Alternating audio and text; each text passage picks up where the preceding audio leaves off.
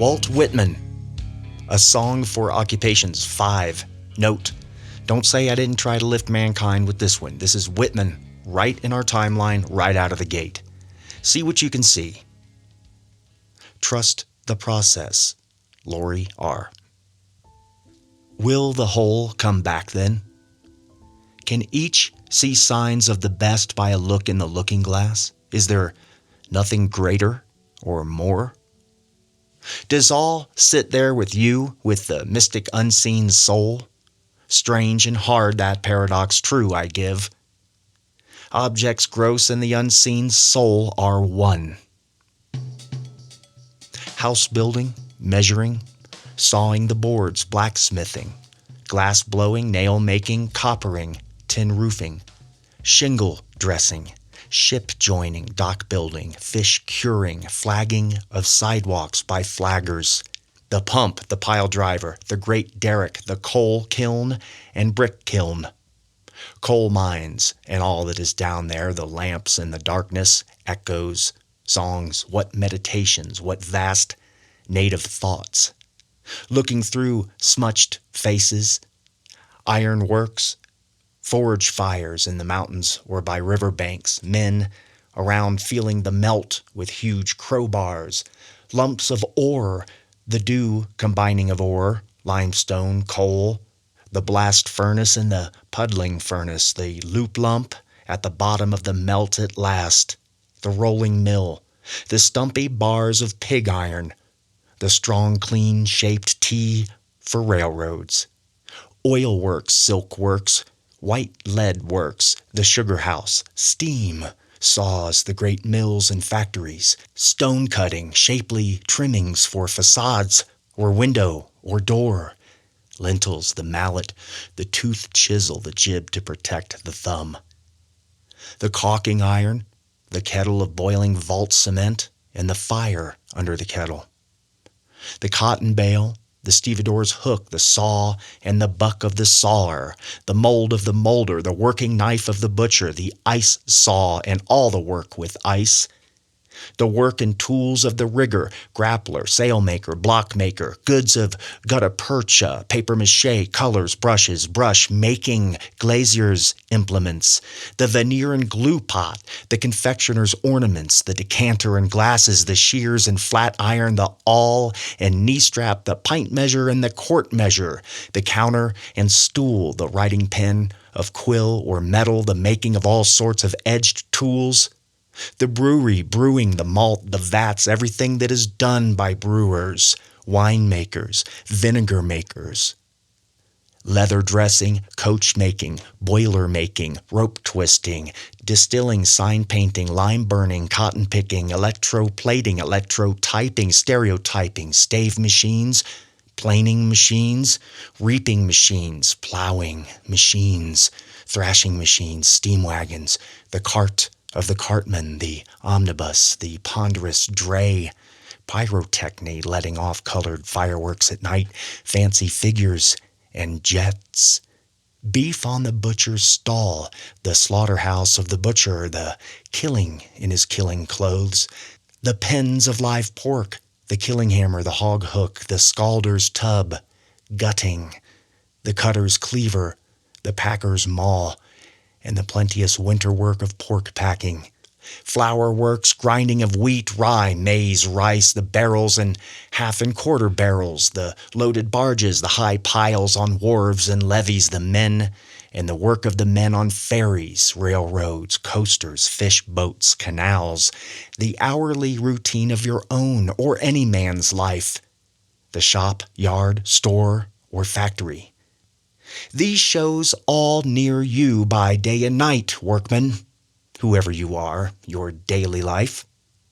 In that and them the heft of the heaviest, in that and them far more than you estimated, and far less also. In them realities for you and me, in them poems for you and me, in them not yourself, you and your soul encloses all things regardless of estimation. In them the development good, in them all themes, hints, possibilities. I do not affirm that what you see beyond is futile. I do not advise you to stop. I do not say leadings you thought great are not great, but I say none lead to greater than these lead to. End quote. Hi, folks. Woo! Thank you for tuning in. Welcome. I hope you enjoy that. Maybe you're new to it. Maybe you can recite Whitman. I saw so many things when I heard the previous poem. Written in our saga's timeline, I guess an ode to work, occupation, what we do. There are several parts, and that was number 5. Happy Thanksgiving, just a few days away. Hey, take your time and look up. Try to be nice. I heard an angry young man yelling at someone out of their truck window today. It's a busy street, 2-lane. So while he's yelling this and that, holding up traffic, and friends, stuff like that gets people hurt. And if you're not going to get out and fight the other person, which if people did, they'd be less inclined to yell out of their windows and stop traffic. But anyway, if there is going to be no altercation, then it's all hog smoke. And what a waste of time and energy. Hey, you might as well just be nice, smile, shrug, sorry, man, and wave. What would the Fonz do? Okay, on with the show. The hamster cage or the open road? Pick it. Friends, I know I keep saying it. In 1859 is a really big year for what will be Colorado. The very point of the pick is landed exactly where the gold lay, and from that location in May of 1859, the combined discoveries of George Jackson in Idaho Springs and John Gregory, Black Hawk, Colorado, just about 7 miles apart as the crow looks, causes an explosion, or better, a big firework where radio rocketing from ignition to points in all direction, up and down. Some go back east into the mountains north. By degrees they reached. Further experimenting, testing, panning, planning, searching. The highest adventure available to far more than were willing to try it. I mean, remember the wheelbarrow man. He made it and thrived. And what of the native people? As Thoreau put it, if we could only see through the eyes of another just for an instant. Imagine. From Spanish exploration of future Colorado in the 1540s on, records of interactions with the peoples of these deserts, plains, mountains, valleys, hills, and waters, in roughly 346 years, while buffalo roamed, the accounts of the interactions vary so little that you wouldn't know which end of the timeline a photograph might capture of, say, any random day's activities. Now, if there were such a thing in 1542, 1642, or even 1742, and what grand developments occurred in that time. What mining operations were ongoing, what coinage was being molded and traded. No congregations, no altars or idols, no books, no records in all that time. And how about this? No swarm of defectors, no great wars. People, we nearly starve every year in this location. Let us seek better lands. Everybody agrees, and off they go. Finding ample food and security, a new village location agreed upon, but the search ends, not interested in the edge of it, the big water they have heard of in either direction. Maybe they travel as far as 200 or 300 miles. No Hernando de Soto here. There was nothing to gain from another place far away. For what? No totems for chief and nothing for the conjurer. Is that not the sign of satisfaction? Maybe in the direction of happiness? Contentment? If not, what then? Massachusetts, 1854, Thoreau. Most men live lives of quiet desperation. Are we happy or not? Is the juice worth the squeeze? The tribal life, the life of the philosopher, a simple life, the life of the poet. And where did the defectors go? Show me the dissatisfied. And their reign lasted, we don't know for sure, 5,000 years, 10,000, more? When the words time immemorial are uttered or read, only tribal man enters the mind. The skylines of the civilized change with the weather. Like the first scary, maybe nearly vertical climb of a roller coaster, this larger story, the saga of Colorado, at this point in late spring of 1859, Front Range, our coaster is at the top of this first attention getter after the long climb, just starting to pitch toward the parking lot. Considering the change coming to a handful, the skilled or lucky, i.e. riches and wealth, fame, immortality, right here. The richest square mile on earth. So it says, entering Central City, Colorado from the south, and it probably still is if we stripped it. Perched atop the roller coaster hill, our story has paused in the mountains, specifically Gregory Gulch, middle of May of 1859. Now I see a tipping scale made of glass, loaded heavily on one side, gravity pulling, beginning an irrecoverable fall, in which the balance then shatters in the wake. There can be no undoing. The scale is broken now, destroyed, and a new one built from ill-fitting and back-ordered parts. This is the shame of progress we must face, consider, and maybe judge. The land will be disfigured and terribly disrespected. The freedom of the people will be forever extinguished. A new and proud state will develop. Some wealth will be distributed. Towns, cities, and industries will flourish, paving the way for our modern citizenry, who enjoys the outdoors and sport and sunshine, and who keep it pretty nice. It's not as clean as a Singapore park, but we do pretty good. And so this episode is like a final breath, if you will, just a moment of respect before the avalanche upcoming. Feeling sentimental. My two guests today, other than Whitman, are Henry David Thoreau and Horace Greeley, which I will devote an upcoming episode to the ultra-famous New York editor. But for now, judge him by his works, his words if you're feeling judgy, before I present his deeds all lined up. In short, Horace Greeley spent his life working on complicated problems. He could see near, far, and fast, the mark of a genius. Henry David Thoreau, a poet really, American philosopher, naturalist, and essayist. High-minded as well.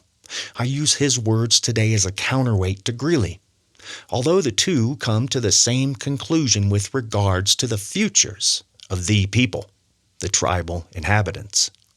Two opinions by two influential thinkers of our 1850s time period.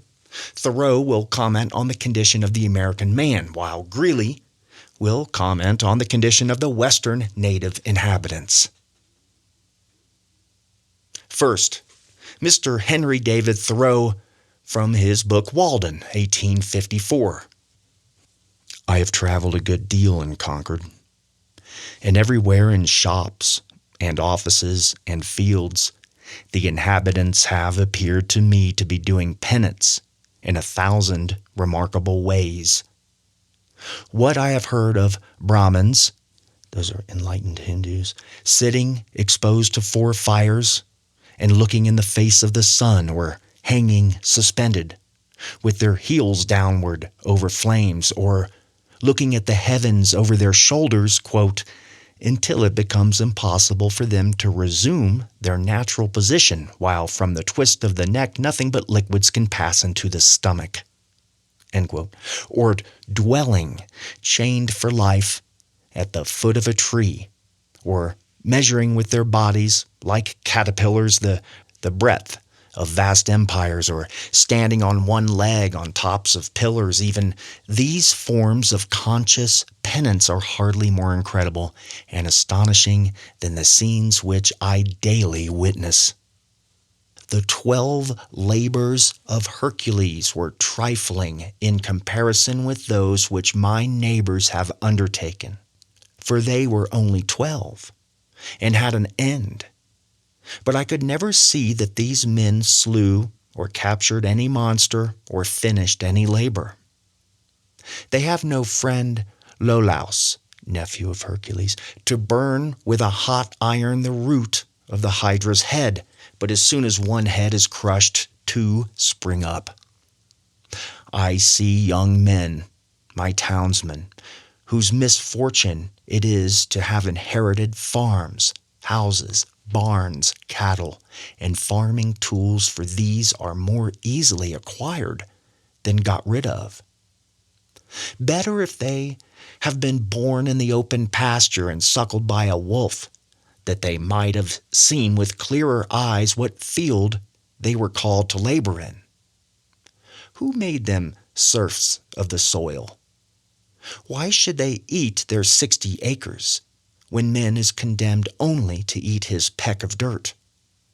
Why should they begin digging their graves as soon as they are born? They've got to live a man's life pushing all these things before them and get on as well as they can.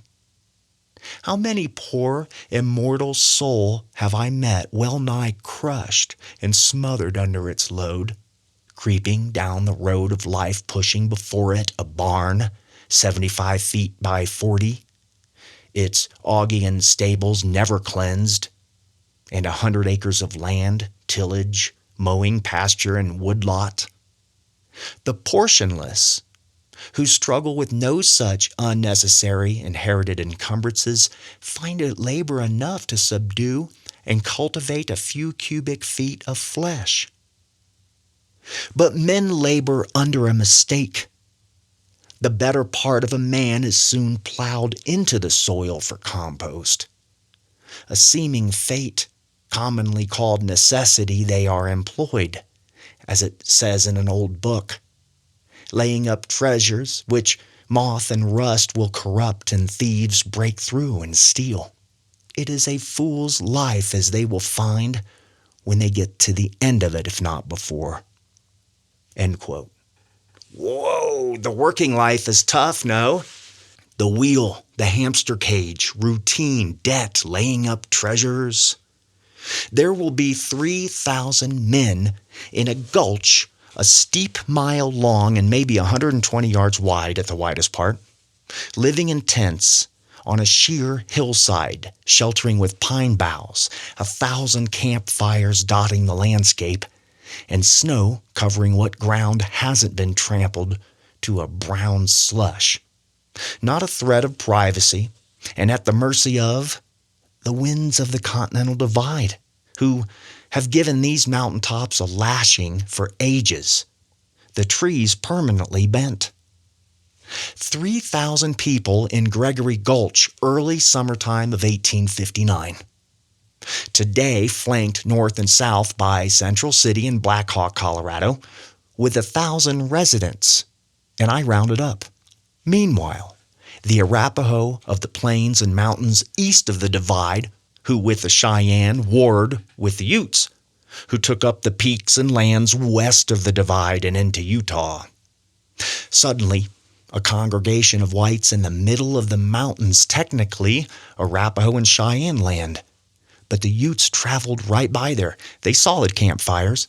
Seeing the campfires of the miners at night, the sudden population growth. One night, one fire. 2 weeks later, 1,000.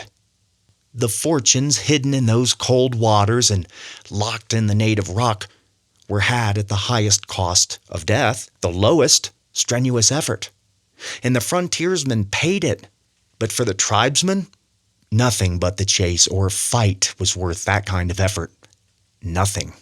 There was downtime in the villages, and that really seemed to infuriate, embarrass, and disgust the European intruders. Here, the white man owed the bank the majority of his life for his home, that the native could just put anywhere, strike up and leave in 30 minutes. The whole village on the move that fast. The cost? Time only. The miner bent to the pan, swinging a pick most of the working day. The farmer attached to the land, the banker the building, the child the school, the shepherd the herd, the dog the leash, and the politician his name. And who is more content? The leashed dog on an exciting walk anywhere with his best friend, or his neighbor dog who has never heard of a leash? And how could the two ever really understand one another? One only knows freedom, the other subjugation. The following is chapter 14 of Horace Greeley's book, An Overland Journey from New York to San Francisco in the summer of 1859. Quote, I have been passing, meeting, observing, and trying to converse with Indians almost ever since I crossed the Missouri. Eastern Kansas is checkered with their reservations. Delaware, Kaw, Ottawa, Osage, Kickapoo, Potawatomi, and others, while the Buffalo Range and all this side belong to and are parceled among the Cheyennes and Arapahoes and the Apaches, or perhaps among the two former only, as Indian boundaries are not very well defined. At all events, we have met or passed bands of these three tribes with occasional visitors from the Sioux on the north and the Comanches on the south, all of these tribes having for the present a good understanding. The Utes who inhabit the mountains are the stronger and braver than any one of the three tribes first named, though hardly a match for them all, and are at war with them. The Arapahoe chief, Left Hand, assures me that his people were always at war with the Utes. At least he has no recollection, no tradition of a time when they were at peace. Some 200 or 300 lodges of Arapahoe are encamped in and about this city, Auraria and Denver, calculating that the presence of the whites will afford some protection to their wives and children against a Ute onslaught, while the, quote, braves are off on any of their fighting, that is, stealing expeditions. An equal or larger body of Utes are camped in the mountains, some 40 or 50 miles west, Middle Park, Winter Park, Colorado area, west side of the divide, right near here. And the Arapahoe warriors recently returned in triumph from a war party on which they managed to steal about 100 horses from the Utes, but were obliged to kill most of them in their rapid flight, so that they only brought home 40 more than they took away. They are going out again in a day or two and have been for some days practicing secret incantations and public observances with reference thereto. Last midnight they were to have a grand war dance and have left on the warpath today. But their men sent out after their horses reported that they saw 3 Utes on the plain, which was regarded as premonitory of an attack, and the braves stood to their arms all night, and were very anxious for white aid in case of a Ute foray on their lodges here in Denver. Such an attack seems very improbable, and I presume that 3 Utes who caused all this uproar were simply scouts or spies on the watch for just such marauding surprise parties as our Arapahoe neighbors are constantly meditating. I do not see why they need to take even this trouble. There are points on the mountain range west of this city, the foothills, where a watchman with a sharp eye and a good glass with command of the entire plain for 50 miles north, south, and east of him, and might hence give intelligence of any Arapahoe raid at least a day before a brave entered the mountains. For, though it is true that Indians on the warpath travel or ride mainly by night, I find that Arapahoe do this only after they have entered on what they considered disputed or dangerous ground, that they start from their lodges in open day, and only advance under the cover of darkness after they are within the shadows of the mountains. Hence the Utes, who are confessed the stronger, might ambush and destroy any Arapahoe force that should venture into their Rocky Mountain recesses by the help of a good spyglass and a little white forecast. But the Indians are children. Their arts, wars, treaties, alliances, habitations, crafts, properties, commerce, comforts, all belong to the very lowest and rudest ages of human existence. Some of the few chiefs have a narrow and short-sighted shrewdness, and very rarely in their history a really great man, like Pontiac or Tecumseh, has risen among them, but this does not shake the general truth that they are utterly incompetent to cope in any way with the European or Caucasian race. Any band of schoolboys from 10 to 15 years of age are quite as capable of ruling their appetites, devising and upholding a public policy, constituting and conducting a state or community as an average Indian tribe. And unless they shall be treated as a truly Christian community would treat a band of orphan children providentially thrown into its hands, the aborigines of this country will be practically extinct within the next 50 years. Note, he was dead on. It was closer to 30. End of note. I have learned to appreciate better than hitherto and to make more allowance for the dislike, aversion, contempt, wherewith the Indians are usually regarded by their white neighbors, and have been since the days of the Puritans. It needs but little familiarity with the actual, palpable aborigine to convince anyone that the poetic Indian, the Indian of Cooper and Longfellow, is only visible to the poet's eye. To the prosaic observer, the average Indian of the woods and prairies is one who does little credit to the human nature. A slave of appetite and sloth, never emancipated from the tyranny of one animal passion, save by the more ravenous demands of another.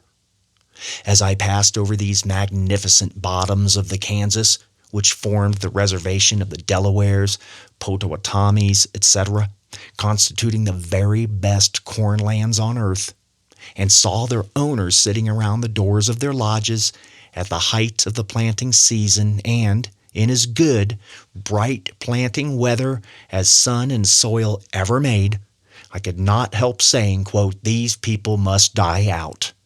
There is no help for them. God has given this earth to those who will subdue and cultivate it, and it is vain to struggle against his righteous decree," end quote.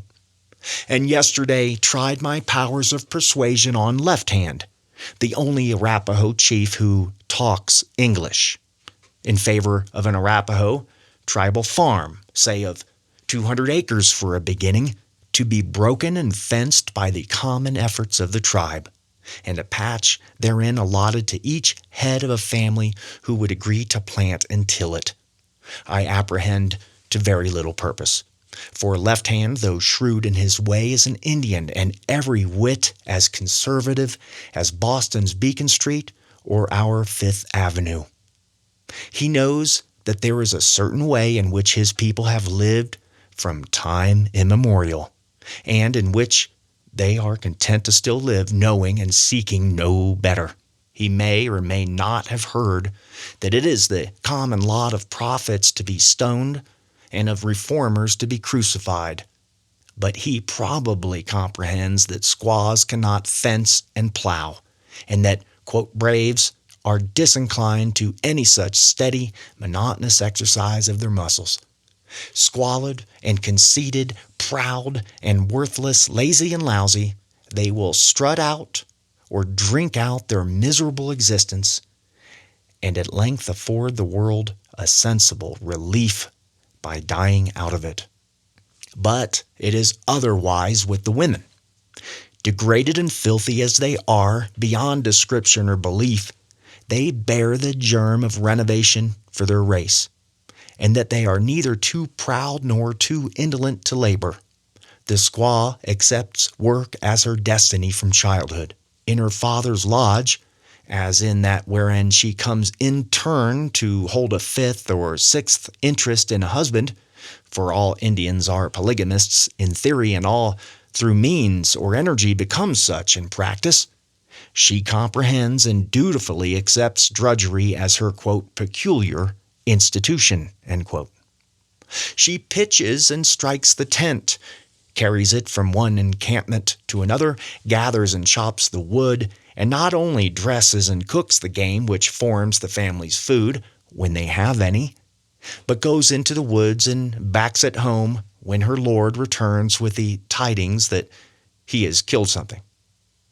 Tanning or dressing hides, making tents, clothing, moccasins, etc., all devolve on her. Under such a dispensation, it is not difficult to believe that she often willingly accepts a rival in the affections of her sullen master, as promising a mitigation rather than an aggravation of the hardships of her lot. And even the Indian women are idle half of their time. From sheer want of anything to do, they will fetch water for their white neighbors or do anything else whereby a piece of bread may be honestly earned. And they would do 10 times more as they do if they could find work and be reasonably sure of an even meager reward for it. I urge, therefore, that in the future efforts to improve the condition of the Indians, the women be specifically regarded and appealed to. A conscientious, humane, capable Christian trader with a wife thoroughly skilled in household manufactures and handicraft, each speaking the language of the tribe with whom they take up their residence, can do more good than a dozen average missionaries. Let them keep and sell whatever articles are adapted to Indians' needs and means, and let them constitute and maintain an industrial school in which the Indian women and children shall be freely taught how to make neatly and expeditiously not only moccasins, but straw hats, bonnets, and, in time, 100 other articles, combining taste with utility. Let a farm and garden be started so soon as may be, and vegetables, grain, fruits given there from in exchange for Indian labor therein at all times when such labor can be made available. Of course, the school, though primarily industrial, should impart intellectual and religious instruction also, wisely adapted in character and seasoned to the needs of the pupils and to their perception of those needs. Such an enterprise, combining trade with instruction, thrift with philanthropy, would gradually mold a generation after its own spirit, would teach them to value the blessings of civilization before opposing on them its seeming burdens, and would, in the course of 20 years, silently reform an indolent savage tribe into a civilized Christian community.